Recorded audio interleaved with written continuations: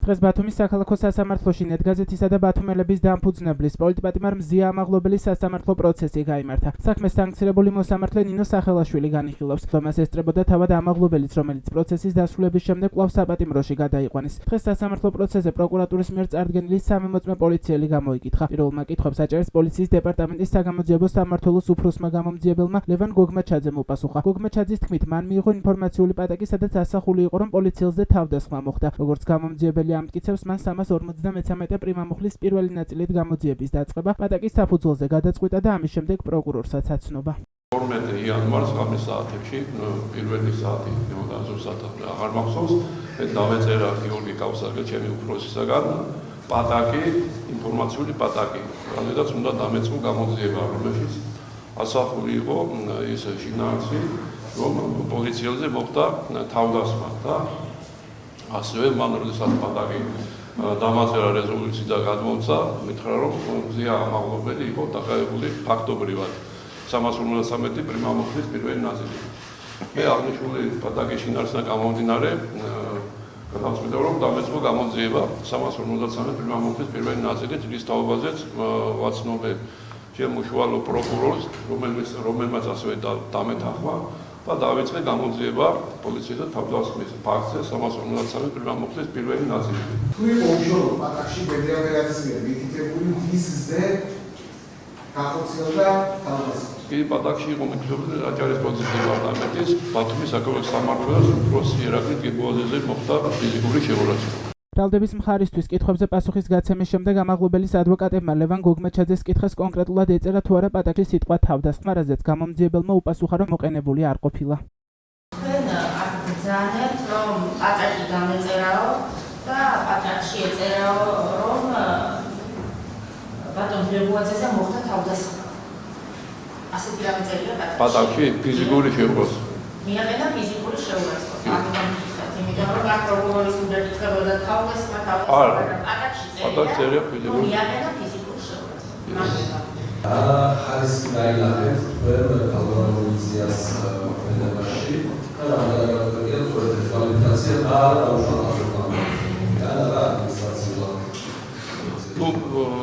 პატაკში როგორც აღნიშნეთ, წერია რომ მოხდა მასზე თავდასხმა, ფიზიკური შეურაცხყოფა და ეს გამომდინარეობდა მისი სამსახურის საქმიანობასთან დაკავშირებით. ასევე, როდესაც მე პატაკი დამეწერა, გიორგი კავსაძემ, უშუალოდ ჩემმა უფროსმა, მითხრა, რომ უკვე მზია ამაღლობელი დაკავებული იყო 353 პრიმამუხლის პირველი ნაწილი. ფორმალურად დაკავებული. პატაკში წერია რომ მოხდა თავდასხმა. პატაკში წერია რომ მოხდა შეურაცხყოფა სხვა სამართლებრივი კვალიფიკაციის საფუძვლად. თქვენ გადაწყვეტილებაზე პატაკის საფუძველზე. თქვენ განაცხადეთ ყველაფერი რომ თქვენ მიიღეთ და პროცედურულად დარწმუნდა ეხლა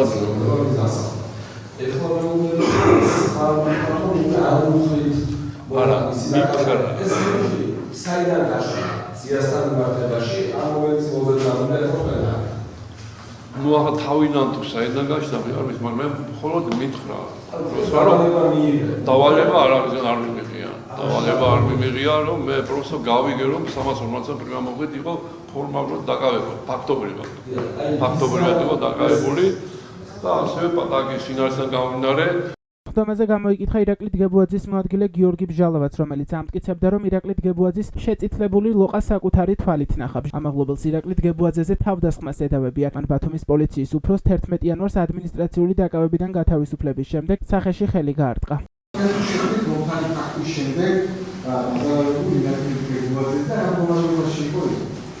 პოლიციის შენობაში შევხვდი მას.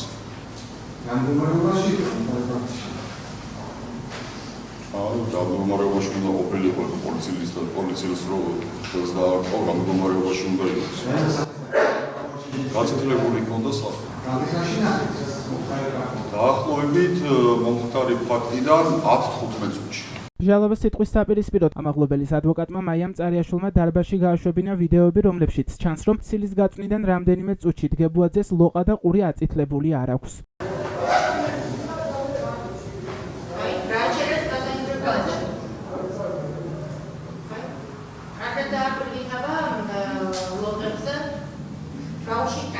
კიდევ არის?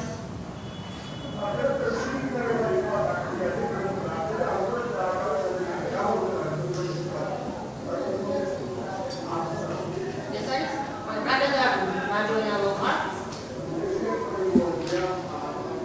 ეს არის ინციდენტი და სადღაც ერთ წუთში. კარგი. ხედავთ ბატონი გრიგოლის ლოყაზე სიცოცხლეს ან რომელიმე ერთი ლოყის განსხვავებას მეორე ლოყის რა?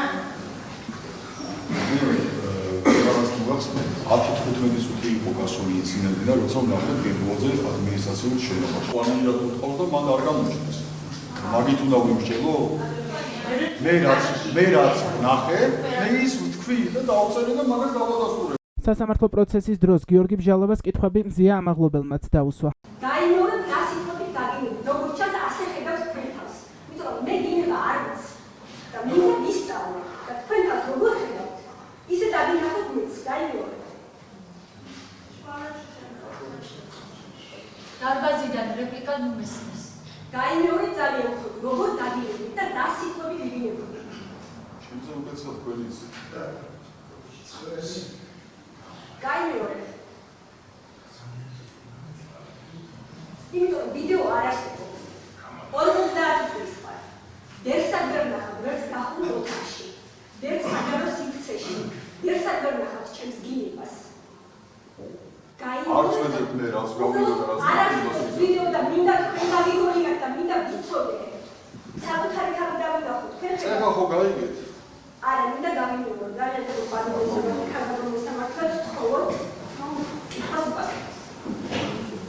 უპასუხოთ ბატონიო.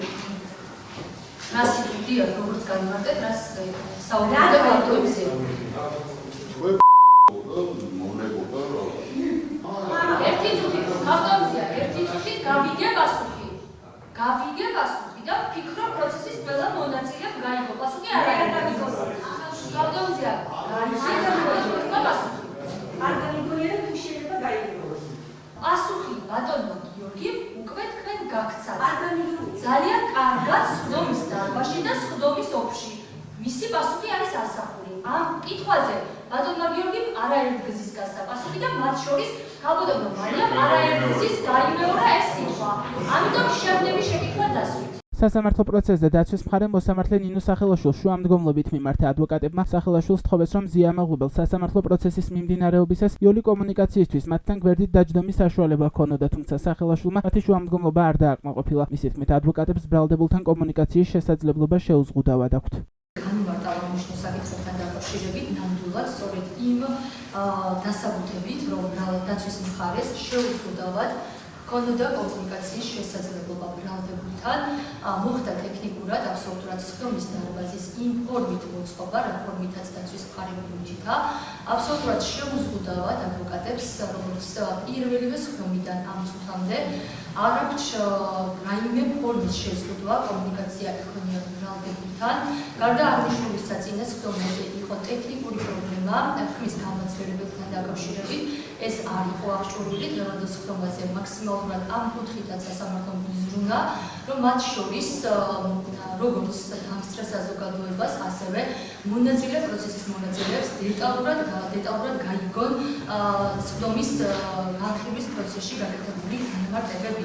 შესაბამისად, ამ კუთხით შუამდგომლობა ფაქტობრივად არის დაუსაბუთებელი, როგორც აღნიშნე, დღევანდელ სასამართლო სხდომაზეც მათ შორის მოწმეთა განმარტებები იქნება იმ ფორმით წარმოდგენილი, რომ ქალბატონი დეტალურად გაიგებს ამ საკითხებს, ასევე ადვოკატებს შეუზღუდავად აქვს შესაძლებლობა ქალბატონისთან კომუნიკაციის, მათ შორის მიერ შეუზღუდავს თუნდაც ამ კუთხით რაიმე ფორმით მიეცეთ კონკრეტული დრო ამ საკითხებთან დაკავშირებით.